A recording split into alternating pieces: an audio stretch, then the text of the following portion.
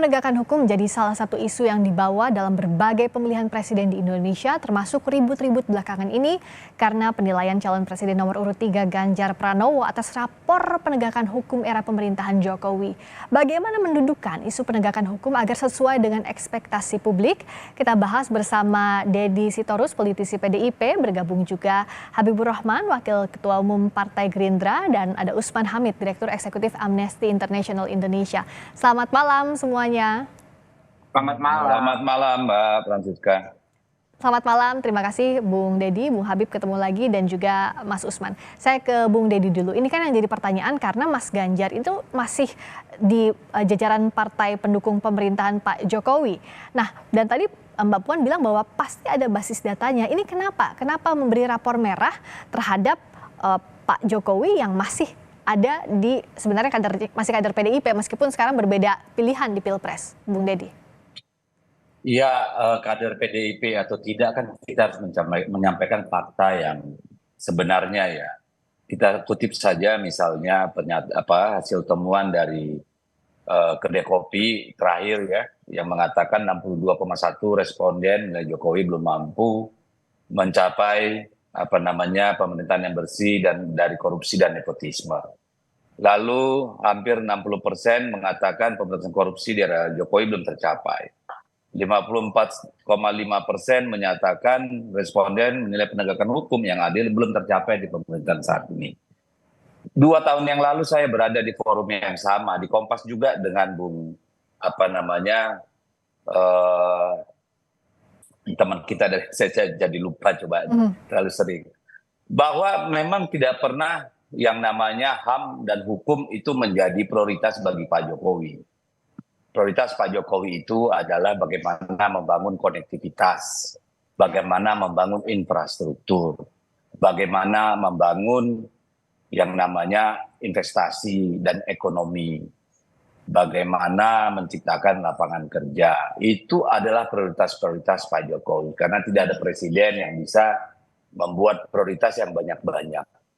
Dan catatan kami pada saat itu juga saya sampaikan ya, bahwa memang itu bukan prioritas dari Pak Jokowi.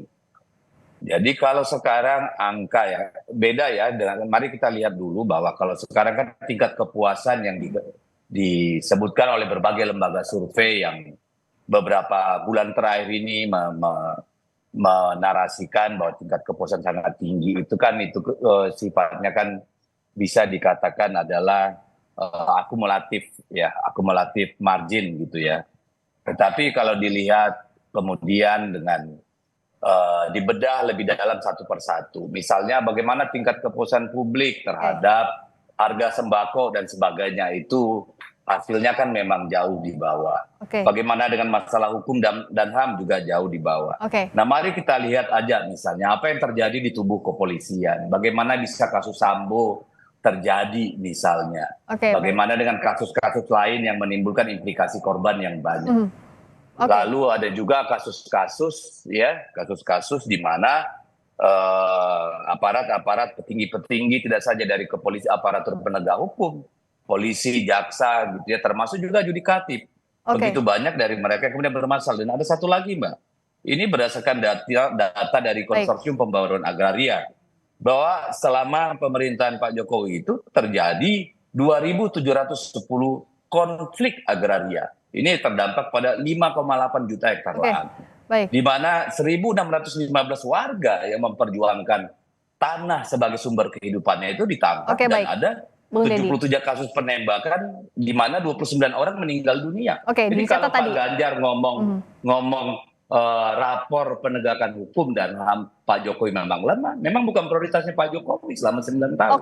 Bung Habib lihat hal yang sama bahwa ini bukan jadi prioritasnya Pak Jokowi, dan apa iya selama ini tidak berusaha maksimal untuk ini?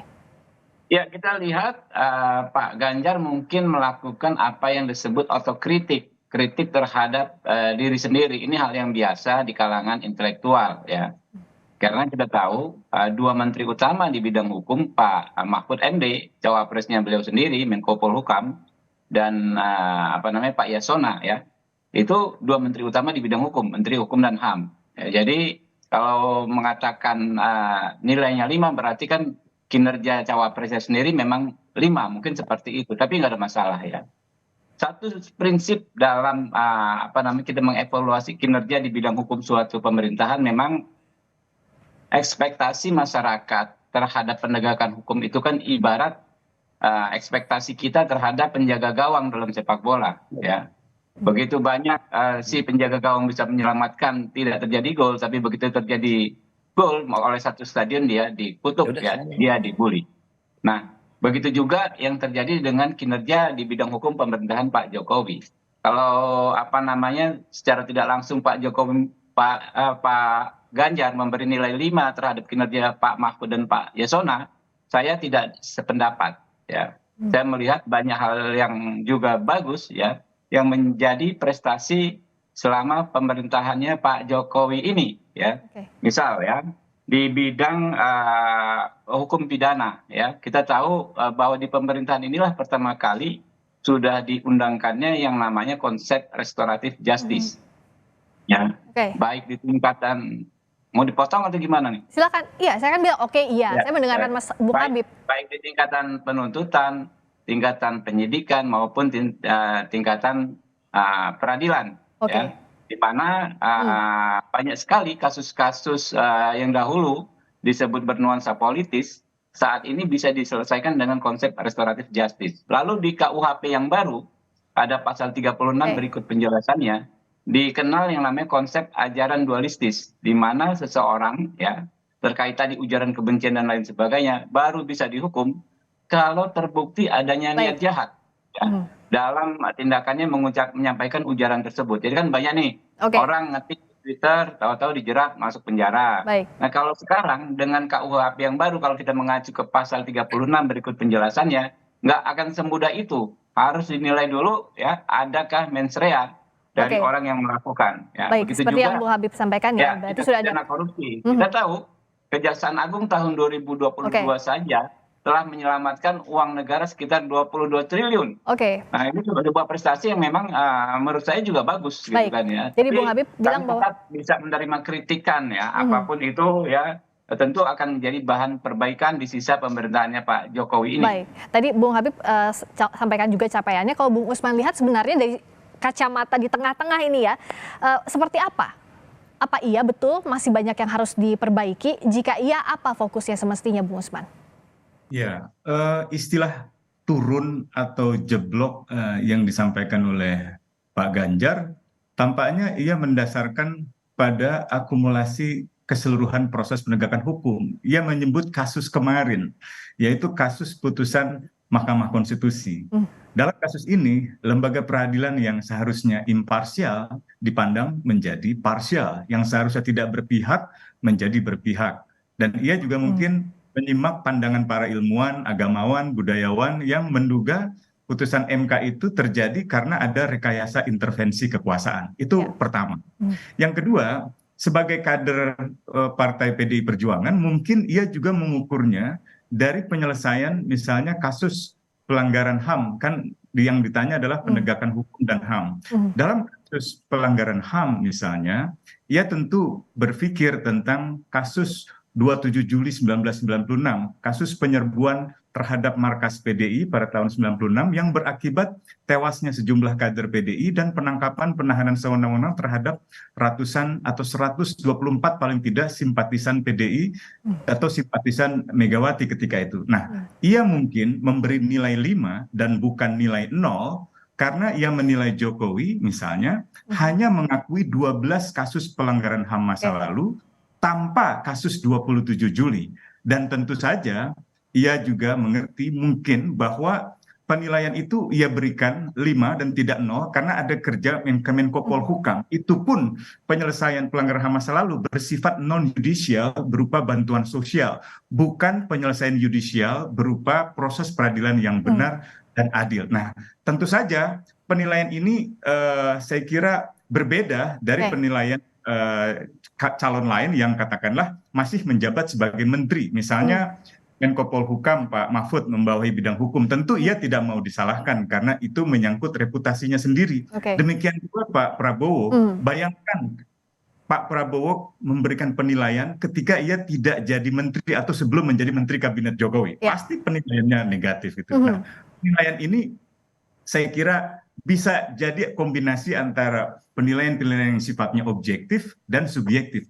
Objektif dalam arti memang kenyataannya kasus 27 Juli misalnya yang dijanjikan oleh pemerintah Jokowi tidak diselesaikan dan tidak diprioritaskan seperti tadi Bung Deddy katakan. Di sisi lain, dalam kasus-kasus yang terbaru, misalnya putusan MK itu betul-betul banyak meragukan di berbagai kalangan, dan kita harus ingat bahwa indeks misalnya penegakan hukum dan HAM atau indeks persepsi anti korupsi untuk tahun ini baru kita bisa lihat tahun depan gitu. Nah, ini yang saya kira bisa kita lihat dalam perkembangan waktu-waktu mendatang. Dugaan saya penilaian Ganjar benar begitu, turun dan jeblok seperti kasus indeks persepsi korupsi yang sebenarnya dalam setahun terakhir anjlok sebanyak 4 poin, dan itu menimbulkan semacam resiko di kalangan investor gitu. Saya ke Bung Deddy. Kalau tadi kalau kata Bung Usman kan ada yang objektifnya, ada subjektif. Tapi ditambah juga Bung Habib bilang bahwa tapi kan menterinya yang menjabat juga masih dari PDI Perjuangan. Gimana tuh, Bung Deddy?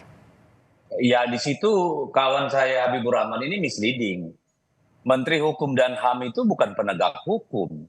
Dia adalah pembuat policy di bidang hukum dan HAM, ya, tapi bukan pelaksana penegakan hukum. Aparatur penegakan hukum itu ya kepolisian, jaksa, kan itu KPK gitu ya, dan lembaga-lembaga lain sebenarnya yang sebagian besar juga diberi hak gitu ya. Tetapi Menteri Hukum dan HAM nggak ada urusannya dengan urusan penegakan hukum gitu ya. Demikian juga Menko Polhukam, dia kan bersifat policy ya. Dan kita lihat sendiri bagaimana seorang Mahfud MD itu bicara mengungkit banyak sekali kasus-kasus yang sangat besar di negara ini. Dan Mas Ganjar itu bicara adalah berdasarkan satu lembaga survei. Dia memberi angka 30,7% itu ada lembaga survei, bukan omongan subjektivitas Mas Ganjar gitu. Jadi kalau kita lihat misalnya indeks hukum dan HAM 2017 sampai 2022 itu 6,2. Jadi Mas Ganjar kan sebenarnya ingin juga sampai menyampaikan bahwa ya bahwa memang itu masih rendah. Tapi itu bukan semata-mata kritik kepada Pak Jokowi, tetapi menyatakan tugasnya sebagai calon cukup besar untuk memperbaiki ini. Karena ada hal yang sangat sangat mungkin bisa dibilang bukan aneh ya, tetapi tidak sinkron. Ya, tingkat kepuasan terhadap lembaga-lembaga penegak hukum kita sebenarnya cukup baik. Bung Deddy. Tetapi sebentar dong, saya ngomong melulu, saya gimana sih? Iya, silakan dipersingkat waktunya, kan kita juga punya batasan waktu. Silakan Bung Deddy. Iya. Jadi kalau saya kepanjangan potong aja langsung, Mbak. Jadi saya ingin mengatakan apa yang disampaikan oleh Mas Ganjar itu bukan berbasis terhadap karena bukan mengawang-awang gitu. Sebagai kader kita juga memberikan masukan terhadap pemerintahan, misalnya ya. Selama ini begitu banyak kekurangan Pak Jokowi dalam berbagai sektor, itu kita kan pasang badan gitu. Tetapi ini kan ketika beliau ditanya hal yang